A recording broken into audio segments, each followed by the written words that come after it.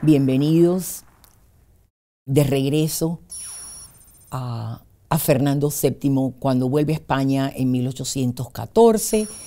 La Constitución del 12 queda abrogada y en Cuba sí hubo, debo mencionar, algunas conspiraciones y una disidencia que también quedó reprimida. Estuvo la conspiración de rayos y soles de Bolívar, inspirado por el gran libertador Simón Bolívar, que sí buscaba el establecimiento de repúblicas liberales y constitucionales en la América Latina.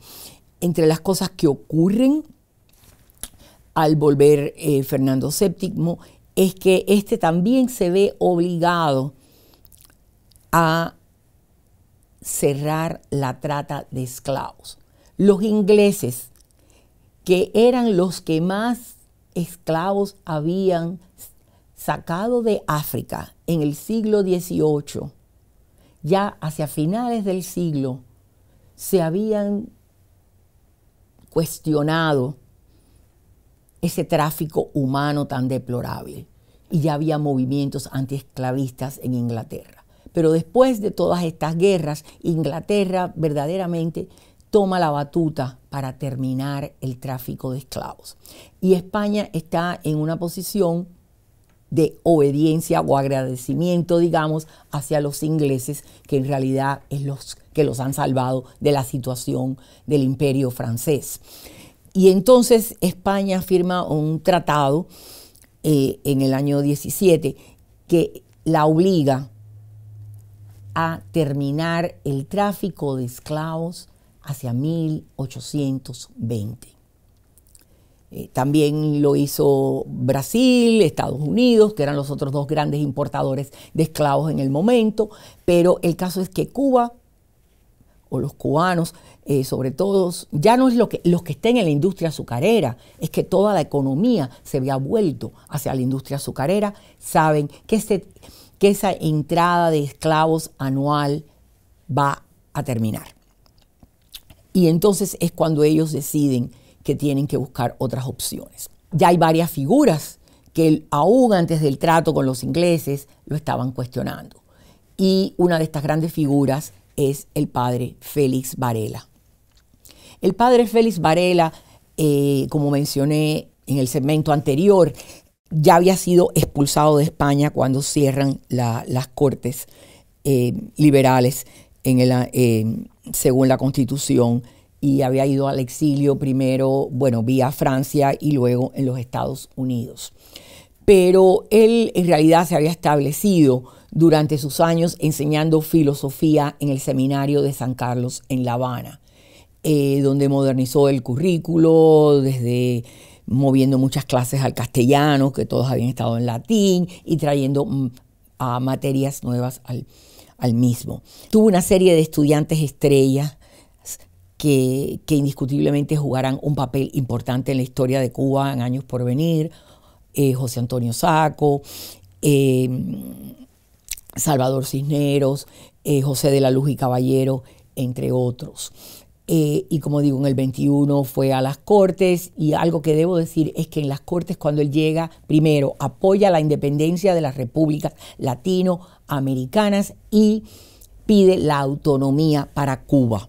Y fue en estas famosas Cortes Liberales de España donde él presenta un proyecto de ley para la abolición de la esclavitud. Justo este proyecto estaba en trámites cuando Fernando VII pues vuelve a declarar el absolutismo y él tiene que huir por su vida.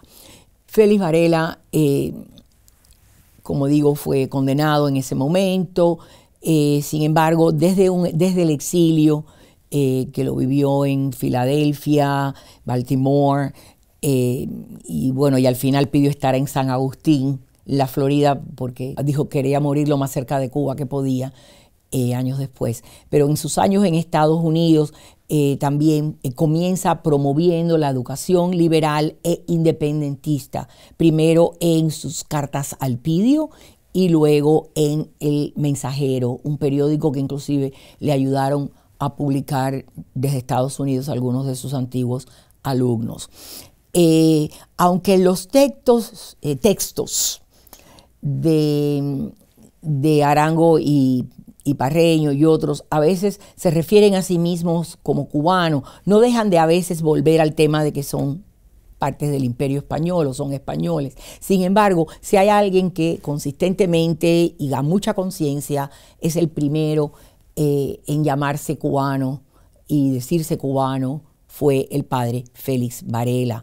Irónicamente, podamos decir que el primero en llamarse cubano, el que nos enseñó a pensar, como diría Martí, luego de él, murió un cubano-americano. Pero bueno, es solo una observación. Ahora, ¿qué está pasando en Cuba en este momento? Entonces, Cuba tiene necesidades laborales. Ya iban a empezar a tratar de promover alguna inmigración española y España la promete, pero nunca logran mucho. Traen trabajadores de Yucatán, pero esto tampoco funciona muy bien y es costeable. Eventualmente, aunque esto todavía va a esperar a la década de los 40, van a traer culíes contratados de China. Y estos culíes chinos que irán a Cuba de 1847 a 1874, aunque desde un punto de vista legal no eran esclavos, sus condiciones de vida no eran mucho mejor y verdaderamente tendrán su contribución a la cultura cubana en varios sentidos, pero por supuesto tampoco fue una solución y eventualmente hasta los mismos ingleses se quejaron de los abusos que estos sufrían. En la década de los 60 Cuba tendrá el notorio récord de ser el país donde más suicidios per cápita hubo, y esto se debe, por supuesto, a todos estos chinos que iban a Cuba con contratos de 8 años y después no podían volver, no tenían dinero, y aunque algunos sabemos que sí lo hicieron, pero la mayoría no podían y algunos sencillamente antes de volver a firmar otro contrato, que es lo que hizo la mayoría, pues se suicidaban. Para ellos no era un problema religioso de por sí. La Gran Bretaña, como he dicho, ha impuesto un fin a la trata hacia 1820 y existe ese llamado terror negro, que podría haber sido real o falso, pero que era la idea de que los negros se podían revolver, esclavos o no, y esto iba a crear pues un mar de sangre como había pasado en Haití. A su vez existen estos intelectuales cubanos, lo que se llama una inteligencia moderna, los rusos con su inteligencia de esa época que desarrollan estas ideas en particular.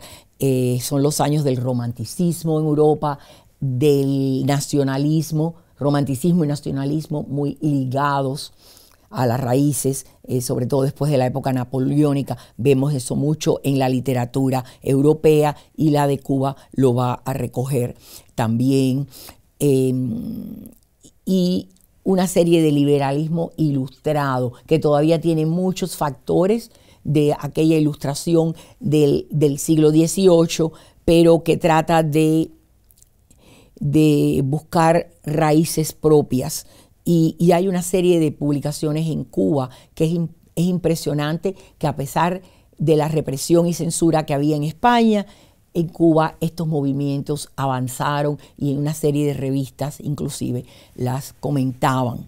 Es la época en que se publica Espejo de Paciencia en una de estas revistas, pero cuentos locales y otros que obviamente buscaban un origen cubano y lejos de lo que era la realidad española de ese momento. Y por supuesto Cuba está experimentando transformaciones tecnológicas, como bien la señalara el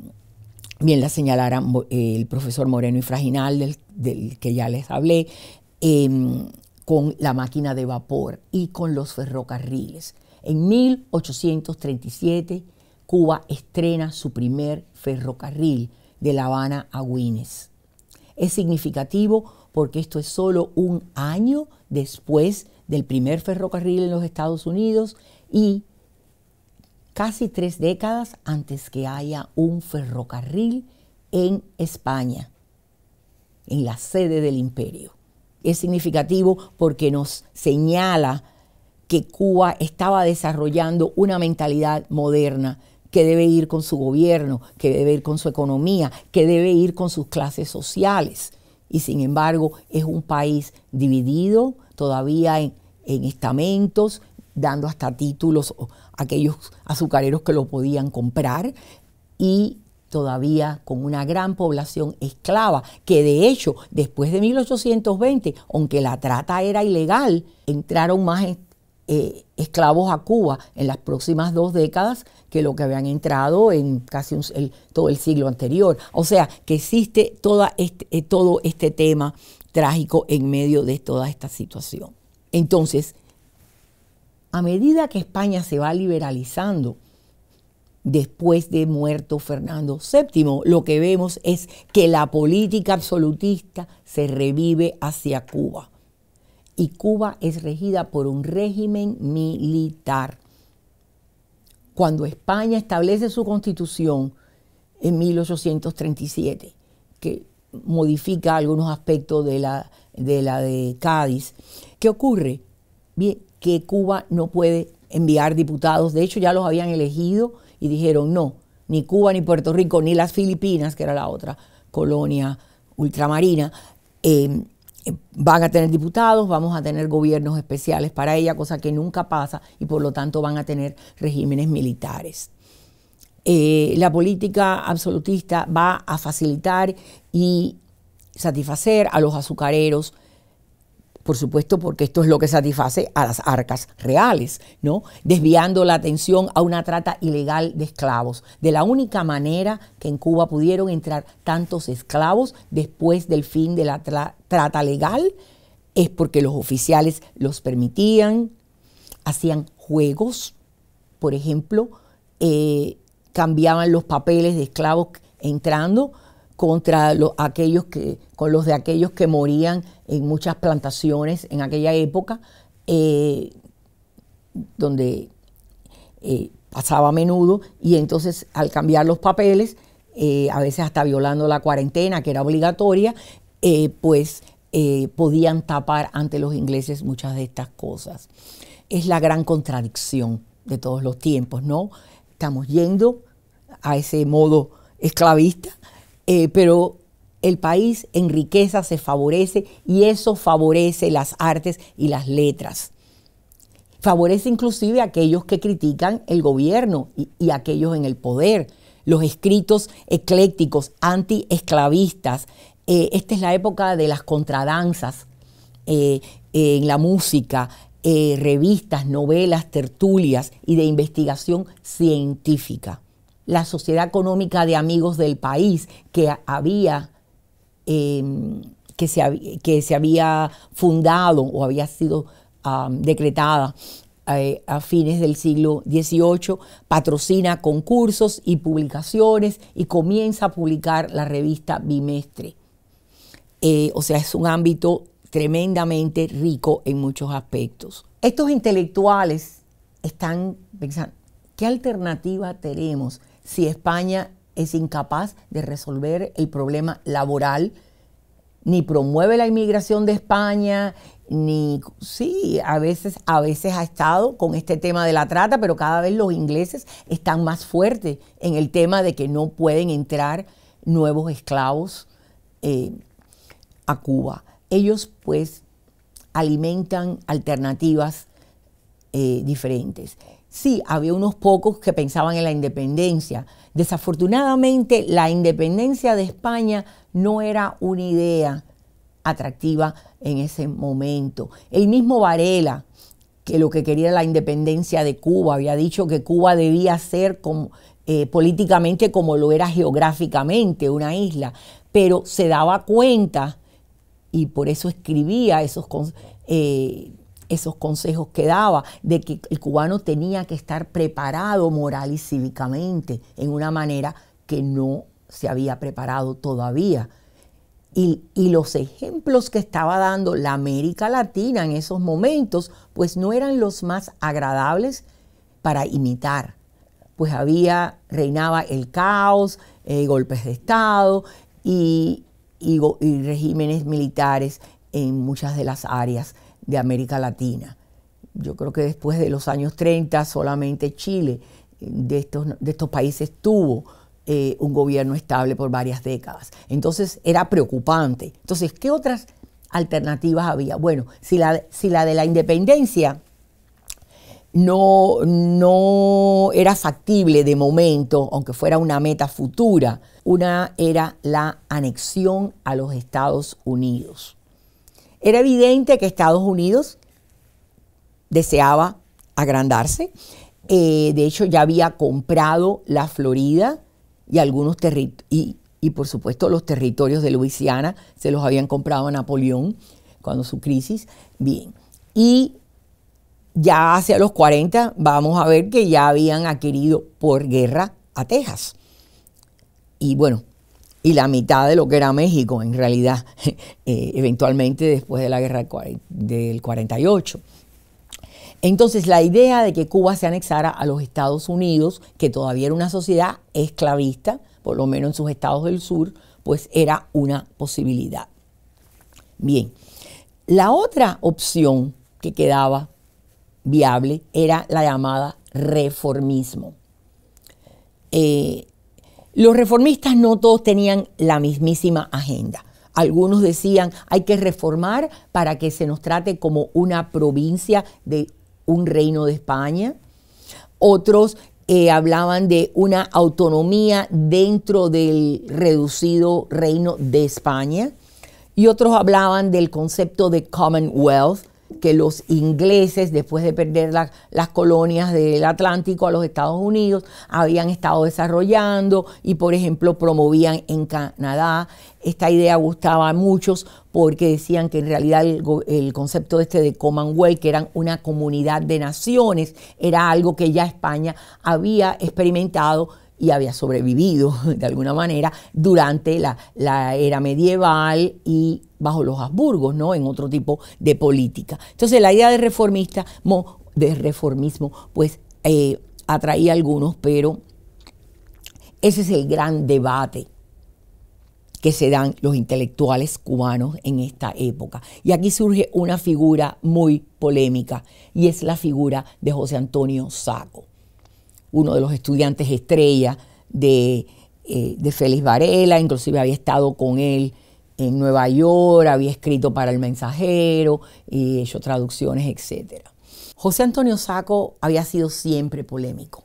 Desde su época de estudiante en La Habana, había presentado a la competencia anual de la Sociedad Económica de Amigos del País un estudio que llamó La vagancia en Cuba, y esto fue controvertido porque la conclusión llegaba que Cuba era un país de vagos. ¿Por qué? Porque era un país con esclavos. Entonces él dice, en un país en que hay esclavitud, el esclavo no quiere trabajar y hay que obligarlo, porque claro, ¿quién quiere trabajar a la fuerza y a veces hasta golpes? Pero ¿qué pasa? Que el que no es esclavo tampoco quiere trabajar porque piensa que el trabajo lo debe hacer un esclavo. Y jugando con estos conceptos, escribe un ensayo fuerte que, bueno, se llevó el premio ese año. Después se escribió uno muy controvertido sobre una epidemia de cólera en La Habana, que en última instancia le echaba la culpa al gobierno, que no respetaban las cuarentenas, etcétera, y por eso había una epidemia de cólera entonces. También había escrito un estudio de la falta de transporte que había a través de la isla. Su mayor controversia es un ensayo pidiendo a la reina regente Cristina una academia de letras cubanas, que por supuesto la oposición ve como la bofetada, porque si en España hay una academia de la lengua, pues no hace falta que en Cuba haya una. Él consigue el permiso y esto genera una serie de quejas, que se prohíbe la publicación, etcétera, y en eso llega un liberal molesto porque le llamaban Ayacucho, porque era de los que había perdido la batalla de las Américas en Perú. Miguel Tacón lo envía al exilio, de donde después de 1834 él siempre va a vivir, época en la que escribe su historia de la esclavitud desde la antigüedad, una obra bien importante y aún de referencia para los especialistas, pero en realidad para nuestro interés inmediato es su controversia en contra de la anexión. Todos sus amigos ya viviendo fuera de Cuba en la década de 1840 estaban muchos a favor de la anexión, pero esta es la época en que se divergen aquellos que quieren una tradición y otra no. A él le ofrece un grupo de proanexionistas en Estados Unidos que publique un periódico que van a llamar en Nueva York La Verdad, con un sueldo soñado para él en esos momentos, con el concepto de Manifest Destiny, como que Estados Unidos tenía un destino de llegar de costa a costa. Y por supuesto, en el caso de Cuba, más abajo de sus costas, ¿no? Pero en fin, Isako se niega a aceptar no solo el trabajo, sino que escribe una de sus obras más importantes. Tanto que a pesar de que Isako es una persona no bien vista después de la República, tanto porque no había sido de los independentistas, aunque poco antes de morir apoyó a los insurgentes de Yara, y después porque indiscutiblemente su posición era muy racista, y por eso creo que muchas veces no se habla de él. Sin embargo, sus argumentos en contra de España es algo que, evitando, es una prensa selectiva, siempre utilizan esos argumentos, y de hecho hasta el mismo Fernando Ortiz publicó su Contra la Anexión después de la independencia de Cuba. ¿Por qué Isako no quiere que seamos parte de los Estados Unidos, país en el que él ha vivido? Porque él piensa que le iría la nacionalidad cubana si Cuba se uniese a una cultura anglosajona, sobre todo que seríamos mucho menos que la proporción de habla, y más que de habla, de cultura inglesa. Él pensaba que la cultura cubana, la que él quería perpetuar, era una cultura criolla y, como digo, racistamente también blanca, esencialmente hispana, y que por lo tanto era muy, muy diferente a la de los Estados Unidos. Y también el llamado miedo, ¿no? Que si la anexión llegara a ser violenta y llegara a un baño de sangre, como había pasado en Haití, eso iba, por supuesto, a dejar la isla devastada, como había pasado en el país vecino. Debo mencionar, en 1848, Cuba tenía una población de 500.000 blancos, 500.000 esclavos y unos 200.000 negros libres. Por eso él decía, una revuelta como la de Haití, pues eliminaría esa población blanca, que es la que predominantemente mantiene o inculca en los negros esa cultura blanca. Su gran amigo, Gaspar Betancourt Cisneros, llamado el Lugareño, era el que sí quería que fuera pro anexión, y hizo también en esta época un contraste muy interesante en sus escritos de la diferencia entre ser una colonia de España o un estado de la Unión Norteamericana. En la última había pues los derechos civiles básicos, el sufragio, educación pública. Había un país con una gran red de comunicaciones, transporte, y los impuestos eran recolectados adecuadamente, lo que obviamente ayudaba a promover el país. En otras palabras, su política también era de migración blanca, y por lo tanto podemos decir que es racista, pero siempre cuando vemos estas cosas, a mí me da miedo aplicar estos términos a personas que vivieron aún décadas o siglos atrás, porque era un mundo totalmente diferente, era la cultura. Y por ejemplo, en el caso del Lugareño, él había sido en toda la región de Puerto Príncipe síndico de esclavos, que era el abogado que presentaba en los juzgados quejas de los negros esclavos cuando estos no eran respetados según debía ser por las leyes que dominaban la esclavitud en todos los países de tradición romana. Y ese es un tema también bien interesante. Obviamente, o sea, él estaba a favor de la piedad y la confraternidad y justicia ante la ley, según lo que dictaban los síndicos. Yo creo que no se les puede aplicar estos términos de la manera que a veces lo hacemos hoy y olvidando que estas personas todas vivían en épocas muy diferentes a la nuestra.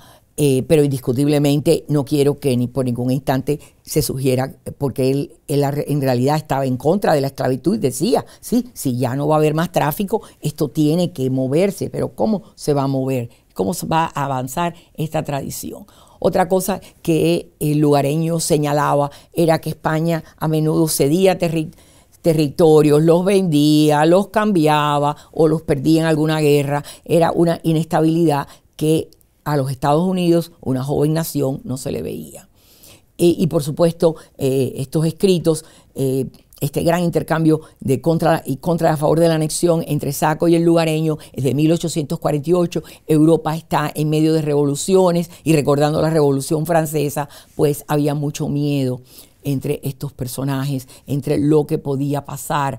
Es más, en La Habana se fundó lo que se llamó el Club de La Habana, entre algunos de estos azucareros, algunos de los cuales hasta le enviaron fondos para vivir a Saco, que no disponía de ellos, y es interesante cómo ellos también estaban cabildeando y viendo a ver cómo se podía proponer esta situación. Pero Saco, una vez más, responde al lugareño diciendo, ¿por qué voy a ser reformista? Y es que él dice, a pesar del despotismo español que condeno categóricamente, Cuba ha tenido progreso desde 1837 al 49. Ha establecido escuelas, tenemos ferrocarril. O sea, a pesar del despotismo español que Saco condenaba categóricamente, él pensaba que la menos mala, por no decir la mejor, opción de Cuba era el hacer presión para progresar dentro del imperio español.